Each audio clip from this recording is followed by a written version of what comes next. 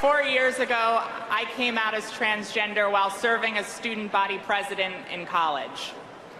At the time, I was scared. I worried that my dreams and my identity were mutually exclusive. Since then, though, I've seen that change is possible. I witnessed history interning at the White House and helping my home state of Delaware pass protections for transgender people. Just eating up the applause, you became famous basically by being the first woman at the Citadel, right? First female graduate. How do you feel about her rise to this kind of prominence? Being a member of Congress is a big deal, and I can't see any other accomplishment other than being a transgender. Well, I've broken many glass ceilings. As you said, I was the first woman to graduate from the Citadel, the Military College of South Carolina. I'm the first Republican woman ever elected to Congress from the great state of South Carolina. It is offensive that a man in a skirt thinks that he's my equal. Congresswoman Nancy Mace thinks that the election of the first trans woman in the House is a challenge to her as a woman. She thinks Sarah McBride will somehow steal the spotlight that she's worked so hard to focus on herself the past few years of bouncing back between hating Donald Trump and kissing his ass for clout. So what is this? This says you can't erase us, Nancy. Well, then you shouldn't try to erase women. Say for any man that wants to be in a woman's restroom, bathroom, dressing room, locker room, absolutely not. So these are just mini promotional videos that are probably working well in generating some extra hate for trans women in America by using Representative-elect McBride as the vehicle to get there. She decided to attack her even before she got the chance to enter the Capitol. Maybe because all the news about Trump's murderer's row of criminals and incompetence he's nominating isn't going over that well.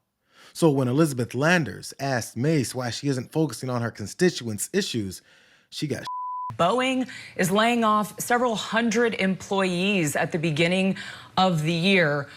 I'm sure that's going to impact some of your constituents. Why do you think your constituents want you to focus on this bathroom resolution and not their jobs that were just potentially lost at Boeing? Do you really think that women in Congress can't walk and chew gum at the same time? Like, you're going to insult me and say that. Congresswoman, I can't work on multiple issues. I did not say that. Let you know for the, I looked at your social media and I did not see anything about Boeing.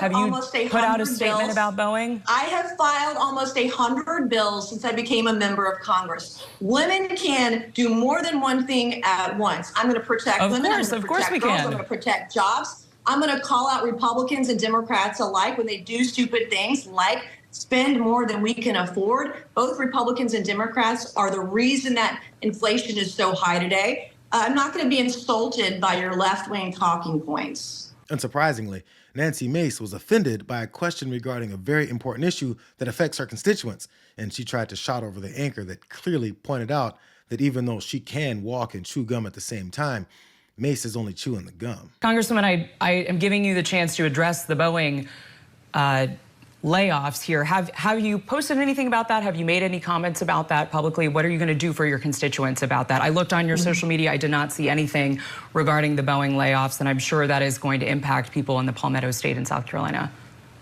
You are incredulous and so insulting to women. I guess Representative Mace thinks women don't care about the Boeing layoffs.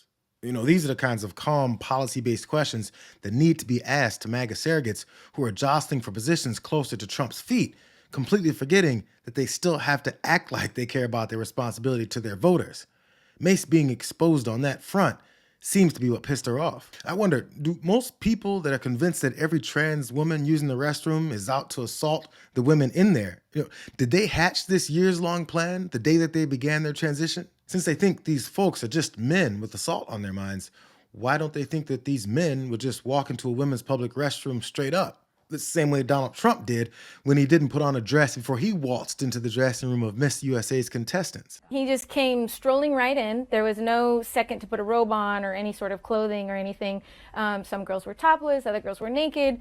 Our first introduction to him was when we were at the dress rehearsal and half naked changing into our bikinis. To have the owner come waltzing in when we're naked or half naked in a very physically vulnerable position, and then to have the pressure of the the people that work for him telling us to go fawn all over him, go walk up to him. I'm telling you, Donald Trump owned the pageant for the reason to utilize his power to get, around beautiful women. Who do you complain to? He owns the pageant. So there's no one to complain to. Everyone there works for him. The hypocrisy is on 10. So while Nancy Mace stands with adjudicated rapist and locker room prowler Donald Trump, newly withdrawn AG nominee Matt Gaetz with his teenage sex scandal, and sexual assault enabler Jim Jordan, her former communications director Natalie Johnson has had enough of her performative politics. So she took to X and started posting one of Mace's old principles, where the Congresswoman said, "I strongly support LGBTQ rights. No one should be discriminated against. Religious liberty, gay rights, and transgender equality can all coexist. I'm also a constitutionalist. We have to ensure anti-discrimination laws don't violate religious freedom." And Natalie Johnson responded to it by saying, "If you think this bill is about protecting women and not simply a ploy to get on Fox News, you've been fooled. Protecting women in Congress would be introducing a bill to bar Matt Gaetz, a sexual predator with an affinity for underage girls, from ever walking those halls again, rather than dropping a message bill that's sole goal is to getting on TV." Tweeting 262 times about a bill that applies to like 0.000001% of Congress in 36 hours is definitely about protecting women. It's certainly not a ploy for media attention. So the fight that Mace wanted to wage in public, specifically targeting one new incoming member of Congress, is going exactly how she wanted it to. She's got crazies sending her threatening voicemail messages, which should be pursued and prosecuted. But there's no call for the increased threats that automatically come from crazed conservatives.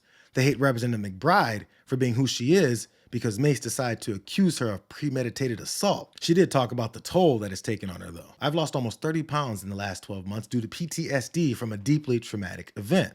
So keep mocking my looks and attacking women who've survived abuse and who wear that abuse on the inside and out. The raging radical left's bullying, death threats, and words will never stop me from protecting those who are most vulnerable, our women and girls." It really is a shame that after openly attacking women, not believing their stories, or dismissing the death threats, these MAGA conservatives' disingenuous game plan is to act like the ugly public battles that they spark aren't something that they help generate, when it seems to be exactly what they're looking for. Hey everyone, I told you I wasn't going to stop with Capitol Hill. I'm filing another bill tonight that would ban biological men from women's spaces on all federal property all across the country. This fight starts here. It starts now. Men are not allowed in women's spaces, period. Full stop, end of story.